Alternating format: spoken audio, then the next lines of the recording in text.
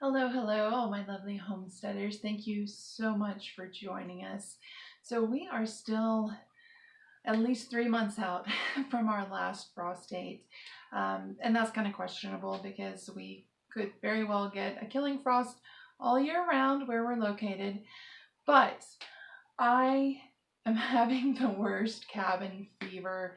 Some years are definitely better than others, but this year it seems like we have just been getting hit with snow after snow, and that's great for our water levels. We depend on the snowpack to fill up the reservoirs. So it's good, it really is, but I am just itching to get out in the dirt. In fact, we just got another snowstorm. I'll actually insert a clip here to show you what my drive to work was like this morning. Yeah, talk about white knuckle commuting. So I decided I'm going to plant some pepper seeds today.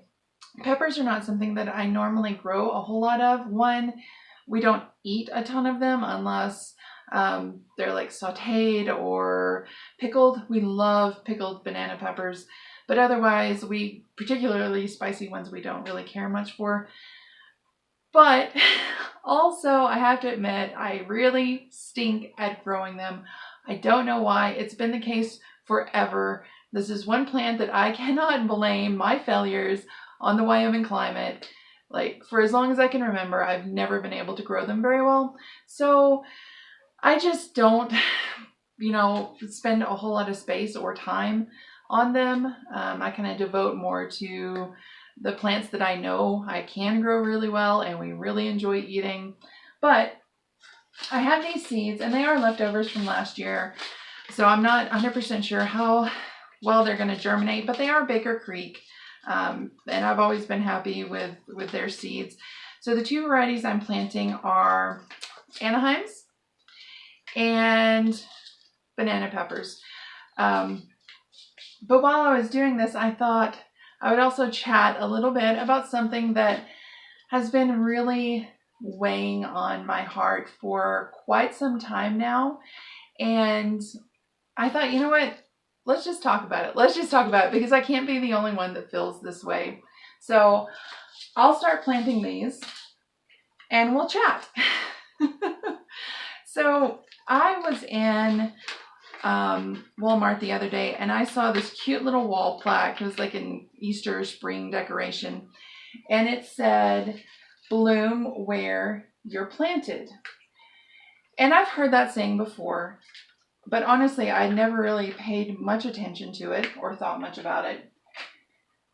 But for some reason, the other day, standing there in Walmart, that saying just meant something. It touched me very deeply because, as some of you may know, I am not originally from Wyoming. I'm from Tennessee. And when I say from Tennessee, I was born and raised there. I've only been in Wyoming about 5 years. And Wyoming and Tennessee are about as different as two things could possibly be. The climate's different, the people are different, the landscape is different. Literally everything, I feel like. The constellations. The constellations are actually a little bit off. I'm kind of an amateur stargazer, and that was something I noticed fairly quickly. Obviously not the kind of difference you would see between the northern and southern hemispheres or anything like that, but it was enough of a difference that this pessimist noted. And that's really, when I first moved to Wyoming, I can say with absolute certainty the first year here, I hated it. I hated everything about Wyoming. I remember making the drive into town and thinking, this is the most barren, desolate wasteland I have ever seen, and it is not fit for man nor beast. God's honest truth. That's what I was thinking. And now, granted, some parts are very lush, like up in the northwestern corner where you have Yellowstone and the Tetons. It is a very green, lush area, very, very beautiful. But most of the state is not. You've got the eastern part of the state that is mostly prairie. And then in my corner, the southwestern part, you've got high desert, and it's just very arid, very extreme weather, extreme temperature changes, and it's a very desert-like setting. Not what I was used to. And I spent the first year just being miserable because Wyoming was not Tennessee, and Tennessee was my ideal place to live. And then I got offered the job that I have now, and with my job, I have been able to meet people from all over the country, all over the world even, and they all had their own opinions and perspectives on, living in Wyoming. And after talking with many of them, I decided, you know what? I need to just open my heart up to the possibility that maybe Wyoming doesn't suck. Maybe there are some good positives to being here. And wouldn't you know, as soon as I decided to start searching out the positives, miraculously, all of these positive aspects of life in Wyoming started to present themselves. The landscape is absolutely beautiful. It's different. It's definitely different, but it is truly, truly beautiful. And the wildlife here is unlike anything I've ever seen before. I have mule deer that literally wander through my front yard. They actually come up onto my porch and they ate my apricot trees that I had growing in containers on my front porch. But I mean, how many people can say they live in town and yet they have wildlife wandering through their front yard?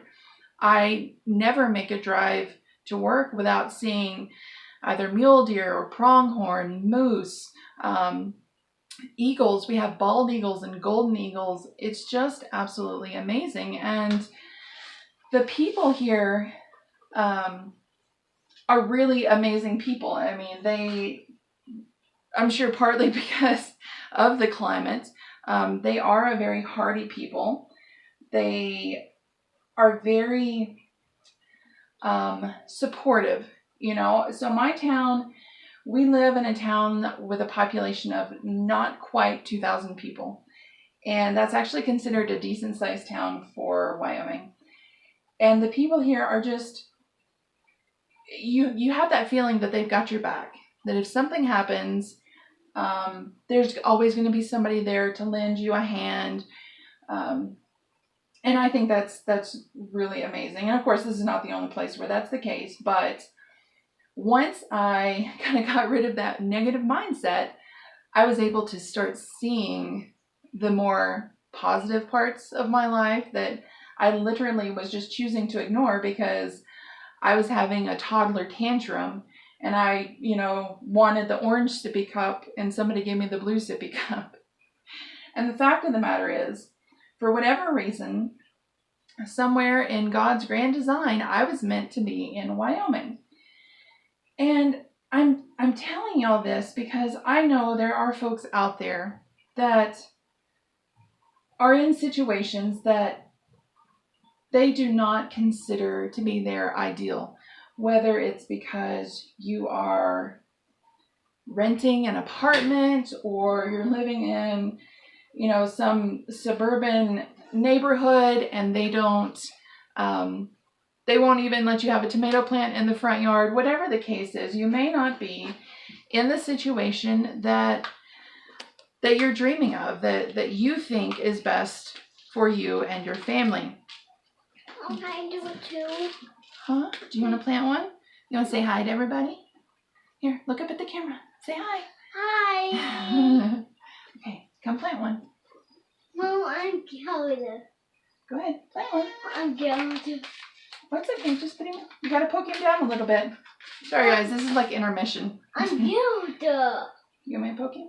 Yeah. All right. Now put a little dirt on top. Just a little. See? Good. Woo. Gotta tuck him in. Perfect. Okay. So intermission over. That was my littlest, and he loves to help no matter what. So as I was saying, I know there are folks out there that maybe you're binge watching homesteading videos on YouTube because that's your dream, and for whatever reason you're not in a position where you can live what your perception of that perfect life is right now. And I would just challenge you to start looking for ways to bloom where you're at right now, whether it's growing in containers or learning to make your own soap or candles or woodworking. I mean, there are so many homesteading type activities that you could do regardless of where you're at. I know some people are struggling financially, and you're saying, well, I can't afford to go out and get pots and dirt or yarn and crochet hooks. I would encourage you, especially if you're interested in gardening, to check out your community.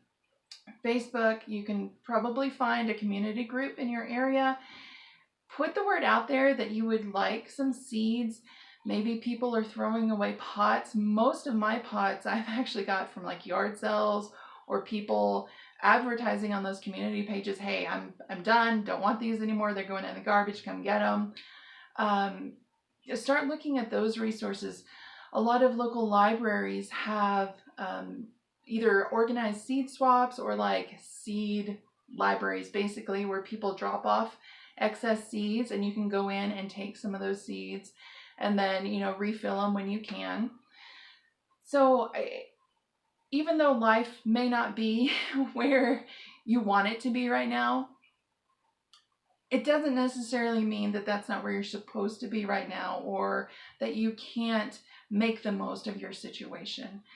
Because just from my experience, I know that the more positive you can be, the more positive you're going to get out of it, I spent a year being absolutely miserable because Wyoming was not where I thought I should be. It's not what my ideal home looked like at that time. Right now I'm living in town. My lot size is like a little over 5,000 square feet. That's not the 100-acre farm that I so deeply want, but this is where I'm at right now in my life, and I have chosen to make the most of it. So I'm growing in containers. I'm keeping animals that will fit onto my property, quail and rabbits. I crochet and I make candles and soap and sew and all these sorts of things, because that is doing the best that I can with what I have right now. And I really encourage you, if you feel like you can't homestead or you can't, fill in the blank, whatever it is, it doesn't have to be homesteading. If you feel like you can't achieve your dream right now because of where your life is at, I would really like you to start living by that phrase, bloom where you are planted. Be the absolute best that you can be in your current situation. That doesn't mean stop working toward your ultimate dream. Don't stop working for that 100-acre farm, but do the best you can with what you have now and spend your days in joy. Spend your days with flowers instead of rain. That's what I want. I would love to hear from you, hear about your situations and how you're making the best of them. If you haven't already, please go ahead and hit that subscribe button. We are a small channel, but we're growing, and we are going to keep putting out videos to help you learn and hopefully encourage you to be the best you can be and to hone in on those homesteading skills wherever you're at in your life right now. Thanks for watching, guys. Bye-bye.